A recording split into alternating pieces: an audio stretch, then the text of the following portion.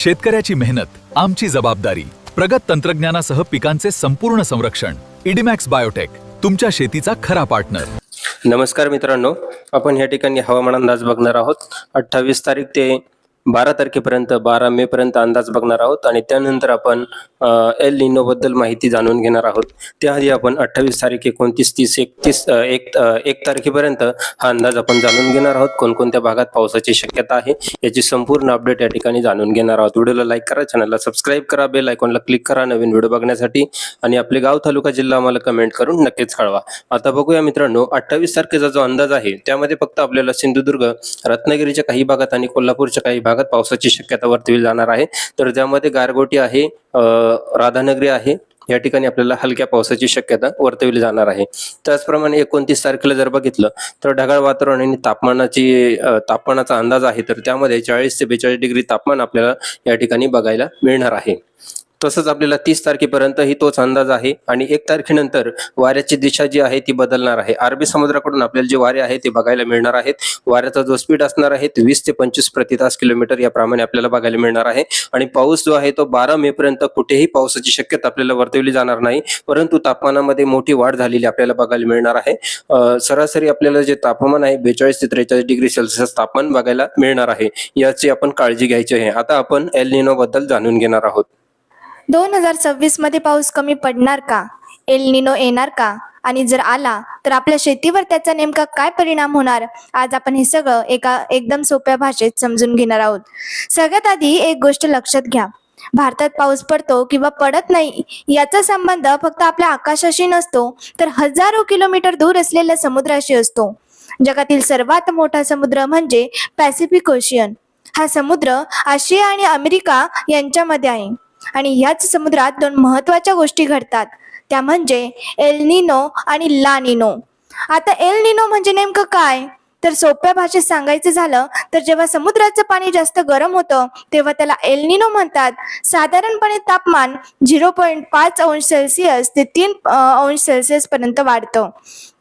तुम्हाला वाटेल फक्त 2 ते 3 अंश सेल्सिअसने काय फरक पडणार, पण इथे एक महत्वाची गोष्ट आहे.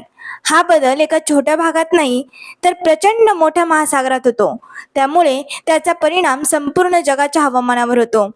जेव्हा समुद्र गरम होतो तेव्हा वाऱ्यांचा वेग आणि दिशा बदलते, ढग तयार होण्याची जागा बदलते आणि त्यामुळे भारतात पाऊस कमी पडतो. म्हणूनच एल निनो आला की आपण बघतो उष्णता वाढते, पाऊस कमी होतो आणि काही वेळा दुष्काळाची परिस्थिती निर्माण होते. आता ला निनो बद्दल बोलूया. ला निनो म्हणजे समुद्राचं पाणी थंड होणं. यावेळी ढग जास्त प्रमाणात तयार होतात आणि भारतात चांगला पाऊस पडतो. त्यामुळे ला निनो वर्षात शेतीला खूप फायदा होतो. म्हणजे एकदम सोपं लक्षात ठेवा, एल निनो म्हणजे काय? गरम समुद्र आणि कमी पाऊस, आणि ला निनो म्हणजे थंड समुद्र आणि जास्त पाऊस. आता सगळ्यात महत्वाचा प्रश्न, 2026 मध्ये काय होणार? सध्या हवामान तज्ज्ञांच्या मते 2026 मध्ये एल निनो येण्याची सुमारे 50% ते 70% शक्यता आहे. म्हणजे अजून काहीच फायनल नाही, पण रिस्क नक्की आहे. जर एल निनो आला तर पाऊस कमी आणि अनियमित होऊ शकतो. काही दिवस खूप पाऊस पडेल आणि मग अचानक 8 ते 10 दिवस पाऊसच पडणार नाही, असा पॅटर्न दिसू शकतो. पण जर एल निनो आला नाही तर पाऊस नॉर्मल किंवा काही भागात जास्तही होऊ शकतो. आता भारतात पावसाचा एक सामान्य पॅटर्न असतो. जून महिन्यात मान्सून सुरू होतो. जुलै आणि ऑगस्ट हे सर्वात जास्त पावसाचे महिने असतात आणि सप्टेंबर मध्ये पाऊस कमी होत जातो. 2026 मध्येही हा पॅटर्न मोठ्या प्रमाणात तसंच राहील. पण जर एल निनो असेल तर मध्ये मध्ये मोठे गॅप येतील. 2026 मध्ये पाऊस कसा राहील हा प्रश्न आज प्रत्येक शेतकऱ्याच्या मनात आहे.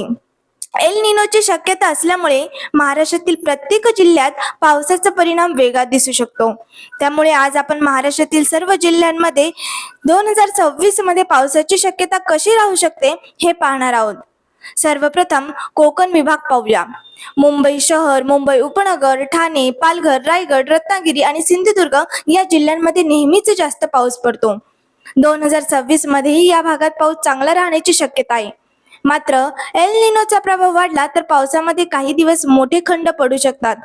तरीही कोकणातील भागात राज्यातील इतर जिल्ह्यांच्या तुलनेत जास्त पाऊस राहील.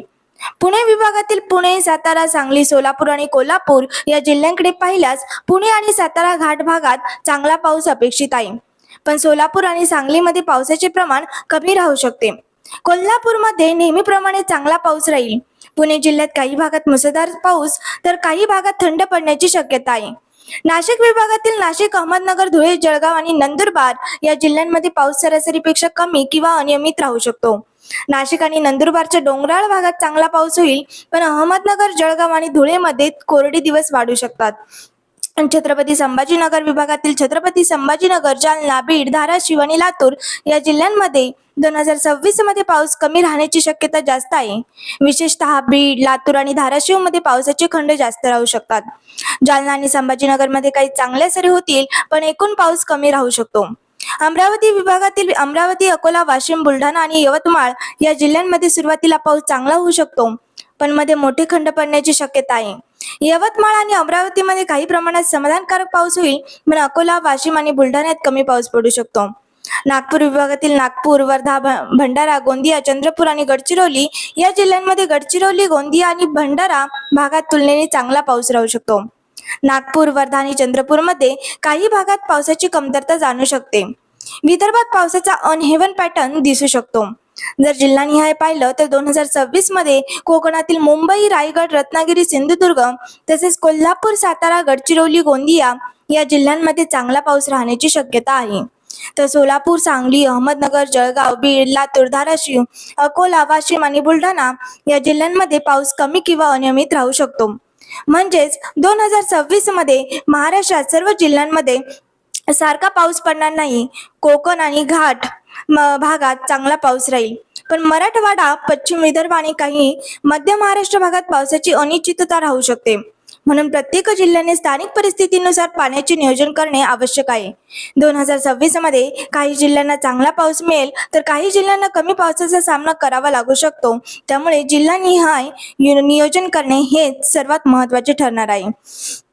जर एल निनो आला तर पुण्यात पाऊस कधी जोरदार तर कधी खूप दिवस गायब असा अनहेवन पॅटर्न आपल्याला बघायला मिळू शकतो. काही भागात अतिवृष्टी होईल तर काही भाग कोरडे राहतील. पण जर ला निनो किंवा न्यूट्रल स्थिती राहिली तर पाऊस नियमित आणि चांगला होईल. धरणं भरतील आणि शेतीसाठी परिस्थिती अनुकूल राहील. शेतकऱ्यांसाठी इथे एक महत्त्वाचा सल्ला आहे.